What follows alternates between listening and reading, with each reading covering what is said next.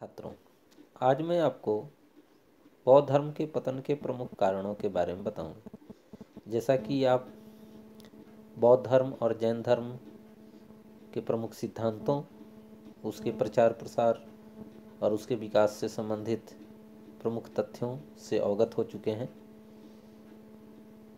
बौद्ध धर्म जिस तीव्र गति से उत्पन्न हुआ और उसका विकास हुआ, उसी गति से पतन की ओर भी उन्मुख हुआ।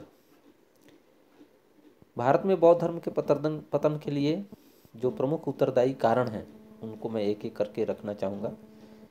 उसमें पहला है बौद्ध धर्म के स्वरूप में परिवर्तन। गौतम बुद्ध द्वारा प्रतिपादित धर्म सरल एवं व्यवहारिक था, किंतु बाद के दिनों में इतना परिवर्तन आया कि उसका मौलिक स्वरूप ही बदल गया। जिन कुरीतियों और प्रथाओं को विरोध करके महात्मा बुद्ध ने बौद्ध धर्म का विकास किया, वे कुरीतियाँ धीरे धीरे बौद्ध धर्म में भी प्रविष्ट हो गए। खासतौर से मूर्ति पूजा बाद के दिनों में गौतम बुद्ध की ही पूजा की जाने लगी, और इस तरह से जटिलता, आडंबर और विभिन्न प्रकार की जो परंपराएं हैं, वो बौद्ध धर्म में भी विकसित हो गए। दूसरा इसका प्रमुख कारण बौद्ध संघ का भ्रष्टाचार में लिप्त होना। बौद्ध धर्म के पतन का एक प्रमुख कारण था बौद्ध संघों और मठों में भ्रष्टाचार का उत्पन्न होना। महात्मा बुद्ध शुद्ध आचरण और सदाचार की शिक्षा दी थी और चारित्रिक विकास को प्रमुखता प्रदान की थी। भिक्षु और भिक्षुणी भिक्षा मांगकर अपनी दिनचर्या व्यतीत करते थे और व्यक्तित्व विकास और समाज में आदर्श प्रस्तुत करने को प्रमुखता देते थे। लेकिन बाद के दिनों में महात्मा बुद्ध के द्वारा प्रतिष्ठित नियम और कानून शिथिल पड़े, उनका पालन करना छोड़ दिया गया और इस तरह से मठ भ्रष्टाचार के केंद्र हो गए, जो बौद्ध धर्म के पतन का कारण बना। बौद्ध धर्म के पतन का एक प्रमुख कारण राजप्रश्रय की समाप्ति भी है। बौद्ध धर्म की उन्नति के लिए जिस तरह से राजप्रश्रय एक प्रमुख कारण था, जिसमें अशोक और कनिष्क जैसे राजाओं ने बौद्ध धर्म के प्रचार प्रसार के लिए और राजश्रय प्रदान करने में महत्वपूर्ण भूमिका निभाई थी, कालांतर में कुषाण वंश के कनिष्क के उपरांत ज़्यादातर राजाओं ने हिंदू धर्म और ब्राह्मण धर्म को ही राज प्रश्रय दिया और इस तरह से बौद्ध धर्म धीरे धीरे पतन की ओर अग्रसर हुआ। बौद्ध धर्म के पतन का एक प्रमुख कारण ब्राह्मण धर्म का पुनरुत्थान। बौद्ध धर्म के पतन में ब्राह्मण धर्म के पुनरुत्थान का महत्वपूर्ण योगदान है। मौर्यों के पश्चात शुंग, कर्ण और अन्य शासकों ने ब्राह्मण धर्म को अपनाया और ब्राह्मण धर्म को संरक्षण प्रदान किया, उसके उन्नति के लिए कार्य किया। इस तरह से गुप्त वंशीय शासकों ने भी ब्राह्मण धर्म को अपनाया और न केवल राज्य धर्म बनाया, बल्कि ब्राह्मण धर्म के पुनरुत्थान के लिए कार्य भी किया। बौद्ध धर्म के पतन का एक प्रमुख कारण बौद्ध धर्म का कई संप्रदायों में बंटना भी। कनिष्क के काल में बौद्ध धर्म दो भागों में बटा, हीनयान और महायान। कालांतर में कई अन्य शाखाएं विकसित हुई, जिसमें वज्रयान प्रमुख है।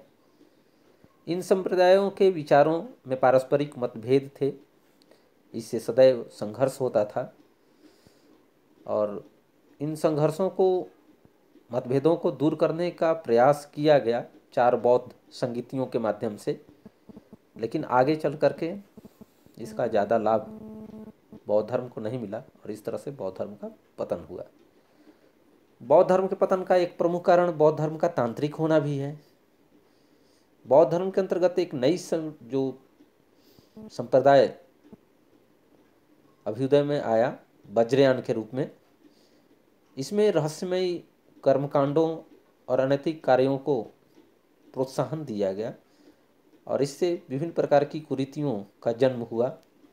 भोग विलास का जीवन भिक्षु और भिक्षुणियों के द्वारा शुरू किया गया और बुद्ध की जो शिक्षाएं थीं, उनका जो ज्ञान था, उसका जो मूल संदेश था, वो लोगों तक बाद के दिनों में पहुंचाने में लोग सफल नहीं रहे, जो बौद्ध धर्म के पतन का एक प्रमुख कारण बना। इसके अतिरिक्त वैदेशिक आक्रमण भी एक प्रमुख कारण है। हर्षवर्धन की मृत्यु के उपरांत भारत में वैदेशिक आक्रमण शुरू हुए, जिसमें प्रमुख रूप से हूणों का आक्रमण और मुसलमानों का आक्रमण प्रमुख है। प्रमुख जो बौद्ध शिक्षा के केंद्र थे, नालंदा, विक्रमशिला, उदंतपुरी जैसे विश्वविद्यालय, वो इन आक्रांताओं के शिकार हुए। काफ़ी संख्या में बौद्ध भिक्षुओं की हत्या की गई और इस पृष्ठभूमि में ज़्यादातर लोगों ने बौद्ध धर्म को छोड़कर फिर से संघर्ष और अपनी अस्तित्व को बचाने के लिए युद्ध में भाग लेना शुरू किया और इस तरह से राजपूत राज्यों का अभ्युदय हुआ और ज़्यादातर राजपूत राज्यों ने हिंदू धर्म को अपनाया और ये भी एक महत्वपूर्ण कारण था, क्योंकि जो अहिंसावादी सिद्धांत थे उनको लोगों ने छोड़ा और फिर से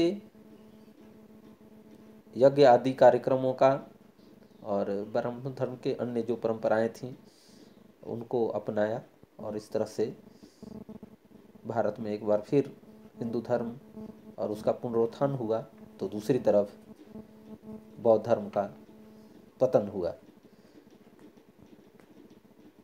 तात्पर्य यह है कि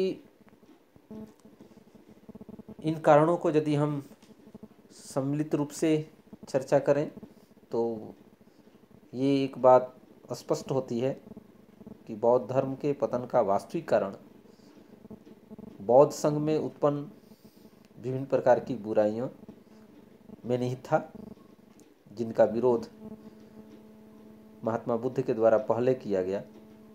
बौद्ध धर्म के पतन के लिए मात्र विभिन्न कारण, जो राजाश्रय, आक्रमण आदि को ज़्यादा दोष नहीं दिया जा सकता।